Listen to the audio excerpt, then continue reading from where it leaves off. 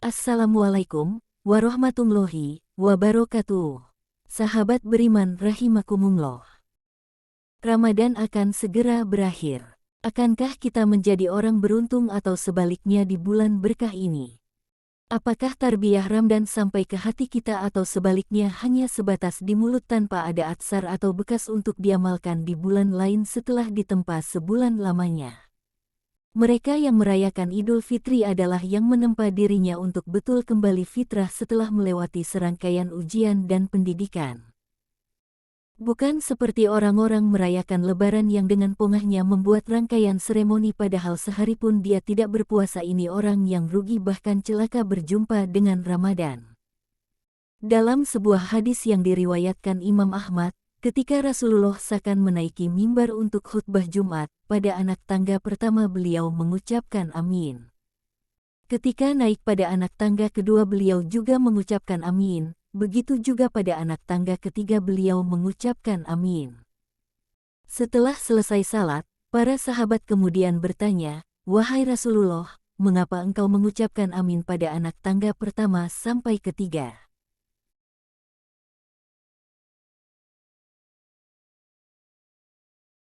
Rasulullah Shallallahu Alaihi Wasallam menjawab, pada anak tangga pertama aku mengucapkan amin, karena malaikat Jibril membisikkan kepadaku, celakalah dan merugilah orang yang ketika disebut namamu wahai Muhammad, dia tidak bersalawat kepadamu. Celakalah dan merugilah orang yang tinggal bersama kedua orang tuanya tetapi tidak membuatnya masuk surga. Dan pada anak tangga ketiga aku mengucapkan amin, karena malaikat Jibril membisikkan kepadaku. Celakalah dan merugilah orang yang melaksanakan ibadah saum di bulan Ramadan, tetapi Allah tidak mengampuni dosa-dosanya. Lalu siapa saja golongan yang merugi di bulan Ramadan? Berikut 5 golongan orang yang merugi di bulan Ramadan menurut Rasulullah. 1.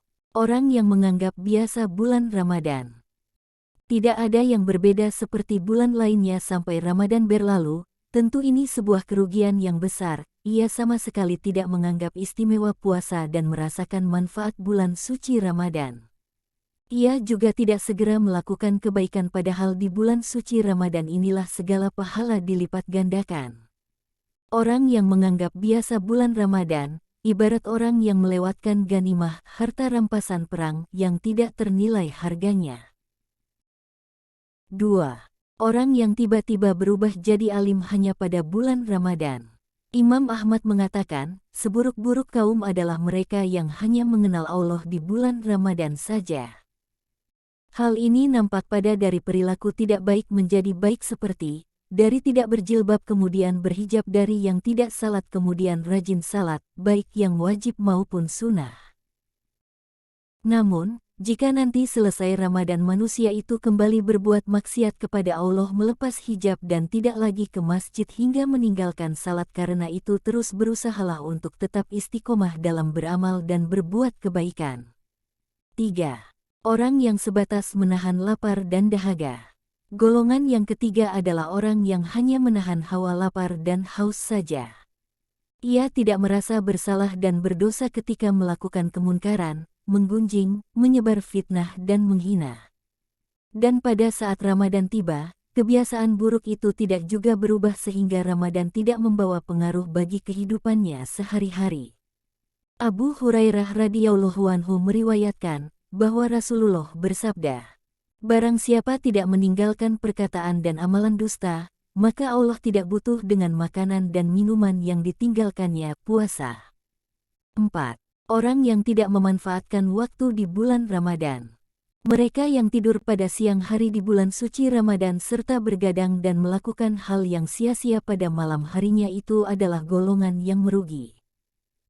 Seharusnya di bulan ini, disibukkan dengan amal ibadah seperti sholat berjamaah, tadarus dan tadabur Al-Quran, berzikir, berinfak, dan sedekah serta kebaikan lainnya. 5. Orang yang tetap melakukan maksiat di bulan Ramadan. Selama bulan Ramadan terdapat banyak amal yang jika dikerjakan akan menyebabkan mendapat ampunan dari Allah SWT seperti amal puasa. Rasulullah Shallallahu Alaihi Wasallam mengatakan, Siapa yang berpuasa dengan motivasi yang benar karena iman dan mengahap ganjaran dari Allah, maka Allah ampuni dosa-dosanya yang telah lewat. Demikian juga Qiyam Ramadan, Rasulullah mengatakan, siapa yang salat tarawih di bulan Ramadan karena iman dan mengharap pahala dari Allah, maka Allah ampuni dosa-dosanya yang lewat.